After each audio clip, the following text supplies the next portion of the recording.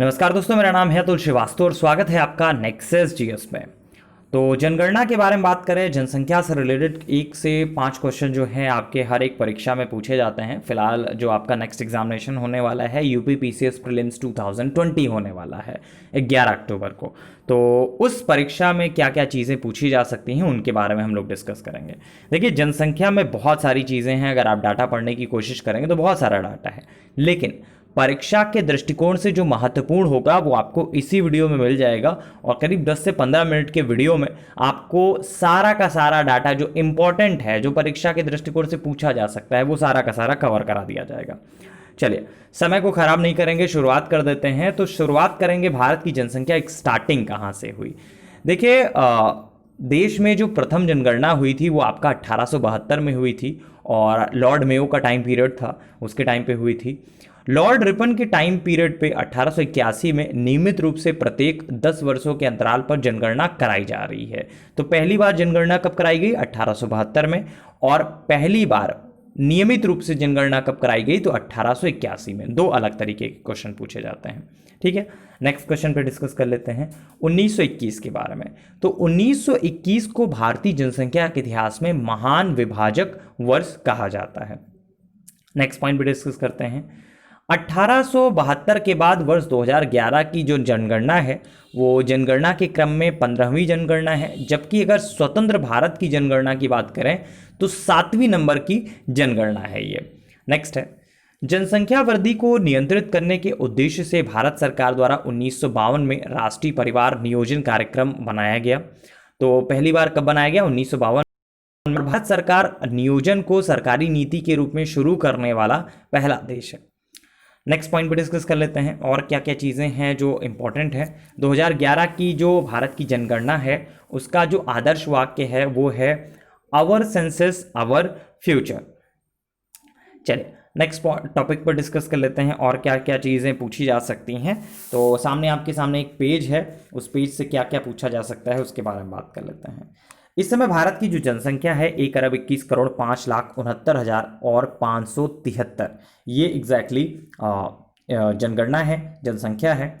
तो दशकी वृद्धि दर कितनी है? दशकी जो वृद्धि दर है वो 17.7 अगर आ जाए तो सही होगा, 17.64 आ जाए तो सही होगा, ठीक है। नेक्स्ट है भारत का जनघनत्व। हाँ, औसत वार्षिक घातांक वृद्धि दर भी आपको पता होना चाहिए। जो घातांक वृद्धि दर है वो कितनी है? तो 1.64% है। तो ये भी आपके एग्जामिनेशन में पूछा जाता है। नेक्स्ट है भारत का जनघनत्व, ये है आपका 382। 2011 में 325 था। भारत का लिंगानुपात कितना है? 943 है और 2001 में 933 था। भारत का शिशु लिंगानुपात बहुत पूछा जाता है, 919 है। नेक्स्ट है भारत की साक्षरता दर कितनी है? 73% है, जिसमें 73% है, जिसमें ऑलमोस्ट 80% के आसपास पुरुषों की है। 64.6% जो है वो आपका महिलाओं की है। नेक्स्ट पॉइंट है भारत में पुरुष साक्षरता दर कितनी है? तो 80.90%, जैसे मैंने बताया अभी, और महिलाओं की है 64.60%। भारत की शहरी जनसंख्या परसेंटेज में कितनी है? 31.2%। और भारत की ग्रामीण जनसंख्या कितनी है? 68.8%। जनसंख्या के आधार पर अगर हम लोग वर्षों के जो आपका पॉपुलेशन स्टेट्स हैं उनके बारे में बात करें तो उत्तर प्रदेश नंबर 1 पे आता है, फिर महाराष्ट्र आता है, फिर बिहार आता है, फिर पश्चिम बंगाल, फिर आता है आंध्र प्रदेश, फिर आता है मध्य प्रदेश। लेकिन जो सबसे ज़्यादा पूछा जाता है वो पूछा जाता है स्टार्टिंग के 3, उत्तर प्रदेश, महाराष्ट्र और बिहार। तो जनसंख्या के आधार पर अगर राज्यों की रैंक पूछी जाए तो उत्तर प्रदेश, महाराष्ट्र और बिहार। बाकी चीज़ें आपकी लिखी हैं पश्चिम बंगाल, आंध्र प्रदेश, मध्य प्रदेश, लेकिन याद आपको 3 करनी है, उत्तर प्रदेश, महाराष्ट्र, बिहार। नेक्स्ट है विभिन्न वर्षों में भारत का लिंगानुपात। तो 1921 वाला पूछा जाता है 955 और फिलहाल 2011 का आपको पता होना चाहिए 943। बहुत ज़्यादा आपको पूछा जाएगा, 2001 का भी पूछा जा सकता है, 933 था उस समय, ठीक है। सर्वाधिक जनघनत्व वाले राज्यों के बारे में बात करें तो बिहार में इलेक्शंस है। फिलहाल सर्वाधिक जनघनत्व अगर पूरे भारत में देखा जाए तो वहीं पे है, बिहार में है 1106 का जनघनत्व, ठीक है। पश्चिम बंगाल 1028, केरल में है 860। तो वहां पे आपको ये भी पता होना चाहिए कि जनघनत्व कितना है। तो बिहार का जनघनत्व है 1106, पश्चिम बंगाल 1028 और केरल 860। ये तीनों आपको याद रखने हैं।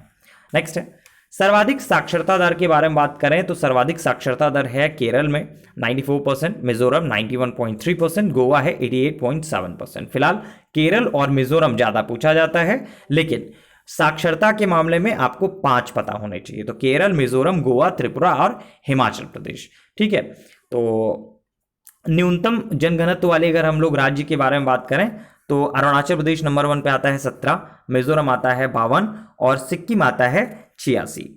नेक्स्ट पॉइंट पे डिस्कस कर लेते हैं और क्या चीज़ें हैं जो महत्वपूर्ण हैं आपके परीक्षा के दृष्टिकोण से।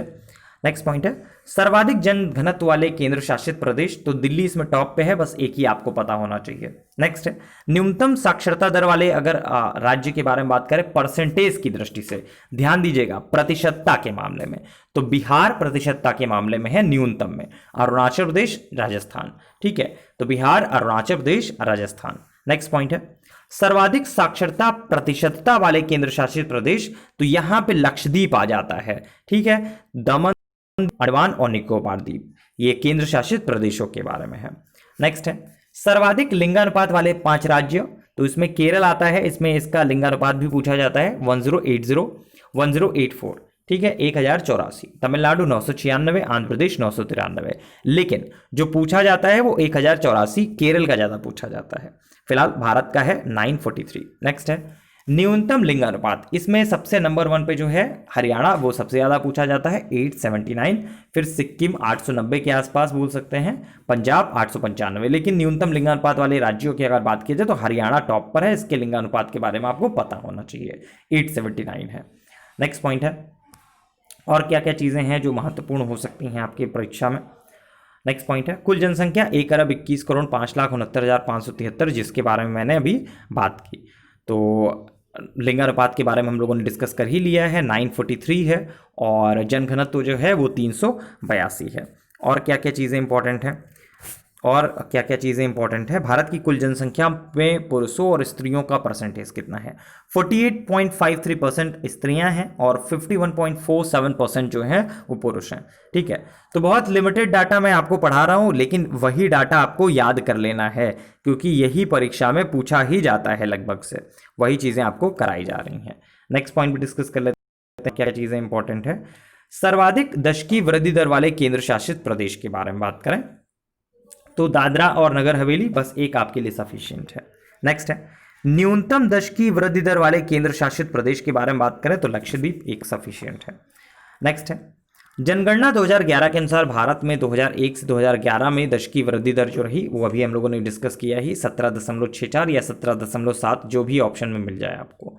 ठीक है, इस तरह से औसत वार्षिक जनसंख्या वृद्धि के बारे में भी हम लोगों ने डिस्कस किया, 1.64% है, 1.64% है। इसके अलावा 382 जो है वो जनघनत्व है। भारत में सर्वाधिक जनसंख्या वाला राज्य जो है उत्तर प्रदेश है, सबसे कम जनसंख्या वाला राज्य जो है वो सिक्किम में है। नवगठित राज्यों में सर्वाधिक जनसंख्या वाला जो राज्य है झारखंड है।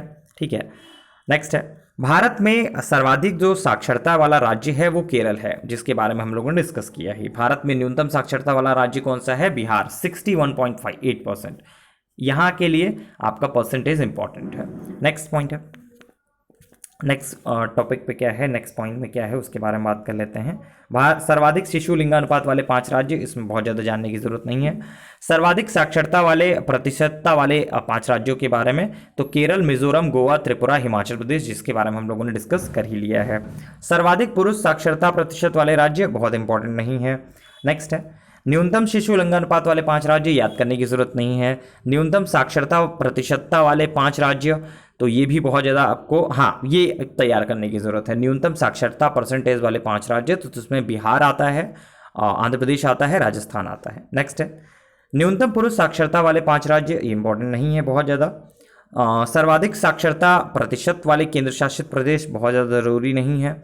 नेक्स्ट है ये बहुत ज़्यादा ज़रूरी है, सर्वाधिक महिला साक्षरता प्रतिशत वाले 5 राज्य, तो इसमें केरल आता है, मिजोरम आता है और फिर आप कहाँ आता है? गोवा, त्रिपुरा, नागालैंड। नेक्स्ट है नेक्स्ट पॉइंट में क्या है? नेक्स्ट पॉइंट पे इतना कुछ इंपॉर्टेंट नहीं है। अब इसके बाद हम लोग डिस्कस कर लेते हैं और क्या चीज़ें जो हैं वो इम्पॉर्टेंट हैं आपकी परीक्षा में जो पूछी जा सकती हैं उनके बारे में। तो फिलहाल इस आंकड़ों से इतना ही पूछा जाएगा, लेकिन जो बाकी के आंकड़े हैं उनके बारे में हम लोग डिस्कस कर लेते हैं और क्या क्या चीज़ें जो हैं वो पूछी जा सकती हैं। ठीक है, तो बहुत सिंपल है, बहुत ज़्यादा ऐसा है नहीं कि जो आपको ना आता रहे या फिर पता ना रहे, तो बहुत सिंपल है, आंकड़े कम ही तैयार करने होते हैं। नेक्स्ट पॉइंट पे डिस्कस कर लेते हैं। जनघनत्व के बारे में शायद हम लोगों ने डिस्कस किया, तो सर्वाधिक जो जनसंख्या घनत्व है वो बिहार का है 1106, और पश्चिम बंगाल 1028, केरल 860, अरुणाचल प्रदेश का बहुत अहम है 17 है, मिजोरम है 52, और सिक्किम का है जो वो है आपका 86। ठीक है, तो फिलहाल जो भारत के जनसंख्या से रिलेटेड जहां तक लगता है, हाँ एक पॉइंट और रह गया है अनुसूचित जाति जनसंख्या के मामले में, तो उत्तर प्रदेश उसमें नंबर 1 पे है। और अगर अनुसूचित जाति जनसंख्या परसेंटेज के बारे में बात करा जाए तो पंजाब उसमें नंबर 1 पे है। ठीक है, सर्वाधिक ग्रामीण जनसंख्या जो है उत्तर प्रदेश में है, और सर्वाधिक शहरी जनसंख्या जो है महाराष्ट्र में है। लेकिन सर्वाधिक शहरी जनसंख्या परसेंटेज के मामले में जो है वो आपका गोवा में है। ठीक है, तो ये रही चीजें। इसके अलावा अगर हम लोग बात करें सर्वाधिक ग्रामीण जनसंख्या राज्यों में न्यूनतम में, तो सिक्किम उसमें आता है, फिर मिजोरम आता है। लेकिन अगर सर्वाधिक ग्रामीण जनसंख्या प्रतिशतता के मामले में आया तो हिमाचल प्रदेश, और सबसे कम जो है वो आपका गोवा में आता है। चलिए, तो भारत जनगणना 2011 के अंतिम आंकड़े, जिसको बहुत शॉर्ट में आप पढ़ सकते हैं, उसके लिए इतना ही। Thank you so much.